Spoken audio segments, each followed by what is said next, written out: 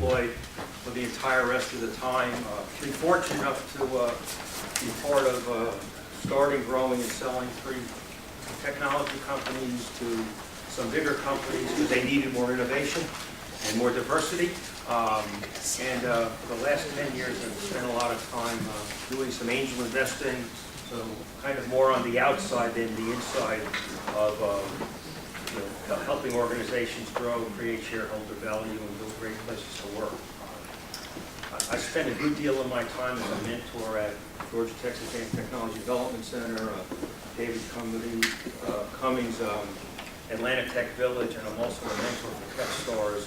So my passion is helping folks figure it out. Paul asked me to lead this panel, and my first response was why? Because I've been trying for my entire career to figure this out. So my conclusion was, what a wonderful way to figure out how to solve the problems of assurance and how to gain that outcome of how do I guarantee that we're going to deliver the results we need to deliver. I know it's been a challenge working for some small companies in doing that. And actually being a small company guy, I've always been amazed how big companies, where you have hundreds and hundreds of thousands of salespeople and employees and everybody tied together, can magically hit their earnings per share by a penny. When I couldn't walk up to my investors the morning of a board meeting and somehow tell them what we had done, why we were successful, which was sometimes even harder than why we weren't unsuccessful. And my only conclusion from my perspective and learning was, I think this is easy if we could have a sales engagement that didn't require a customer. Or a salesperson. No, the salesperson were always easy. In my mind, at least what they used to tell us was, unfortunately, there's 2 sides to the coin. So, kind of with that as a setup, I just really want to jump in. We have some phenomenal experts who have some phenomenal experience that I want them to share with you. I'm going to try to move this along because I would like to spend more time at the tables because you don't want to hear from me. So I may not do the summaries because I don't do them that well anyway, unless we're at 101% of quota. And then I'll probably spend more time catching up at the end. Scott, tell me what we're all waiting to hear. So I got a pencil because I am going to write it down. So my name is Scott Loux. I'm Director of Sales Effectiveness for Fiserv. That's F-I-S-E-R-V, Banking, Software, and Services, not Pfizer, the pharmaceutical company. Although I will tell you my first job was with Eli Lilly in the pharmaceutical space, and that's got to be the toughest job ever in the selling unless you have a medical background, because how am I going to tell you, a doctor, a better way to practice medicine? It's darn near impossible. And I didn't succeed very well at it, so here I am in a different industry. We start with the premise, in fact, we say this when we do workshops, and I'll talk about that, to train our salespeople. And we use multiple media, and we put things online and have some e-learning, those sort of things. But we start our workshops with training doesn't work. So you stop for a moment and think about that. And most of you with learning backgrounds probably can understand that. And training itself does not work. And so in order to get an investment from our Chief Sales Officer to do some training that would assure results, I'd say there's 3 or 4 things that are just mandatory. We're working very hard on these. First is you have to surround it with a change management initiative. And to do that, you really have to have a burning platform. There has to be a reason. Salespeople are failing. We're not serving our customers well. Maybe our solutions aren't ideal in the marketplace. But you can win in sales without the best solution. You have to demonstrate the best value, perhaps. So the first thing is you got to have a change management initiatives to surround that.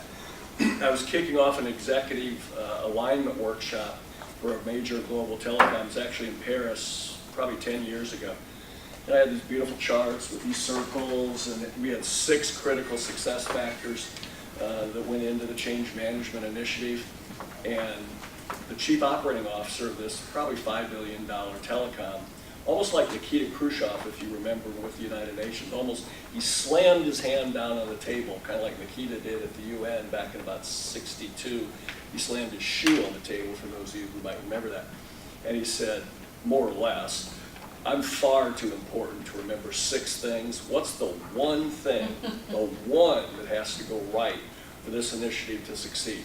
And we were setting them up to do account planning for their top 50 accounts. I wasn't the thought leader. The thought leader was back here in Atlanta from our firm.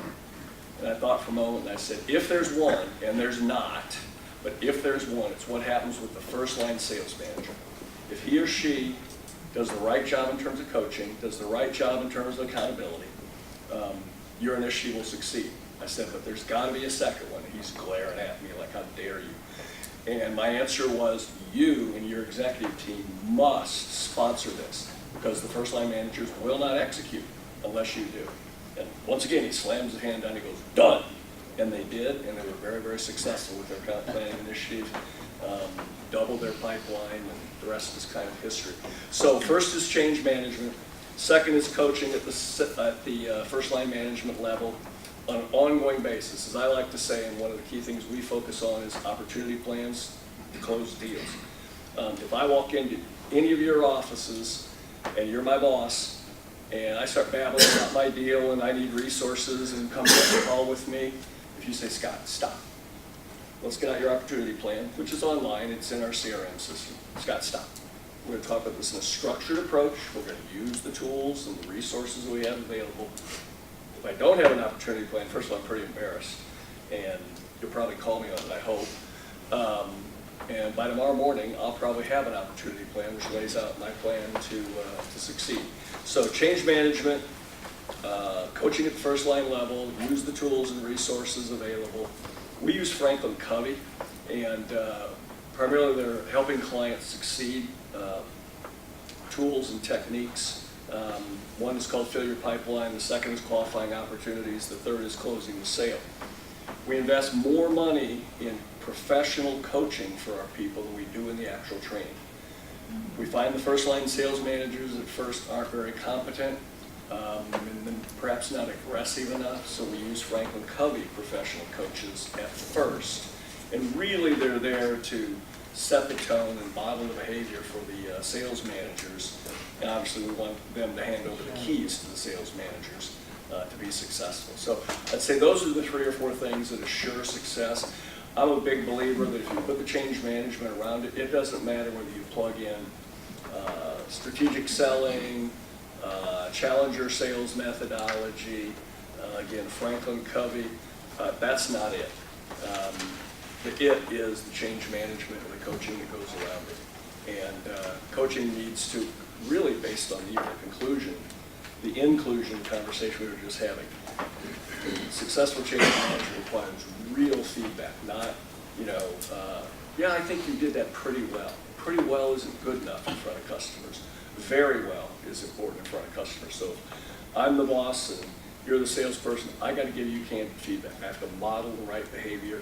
And if we do that, all boats rise with the tide, and we can assure success. And we can move from 70% of our people making their quota objective to the 95 or even 100%. Thank you.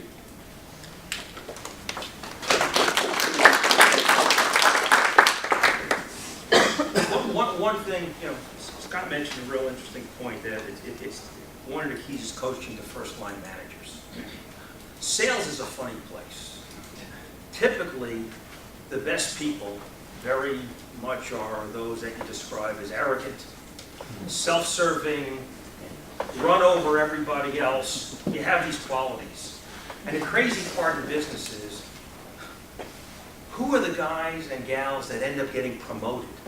Unfortunately, it's very often the best salespeople, and a lot of those characteristics that allow them to be good practitioners of their craft are the wrong folks. And I don't know a second line manager that's willing to say, this guy or gal is just failing miserably, but they have a whole bunch of these other skills. Let's promote them on top of it. So just keep on remembering, our topic is sales, and we continue to remain a unique beast with inside every organization, and I'll challenge you large and small, and I suggest you find a little time to talk about that.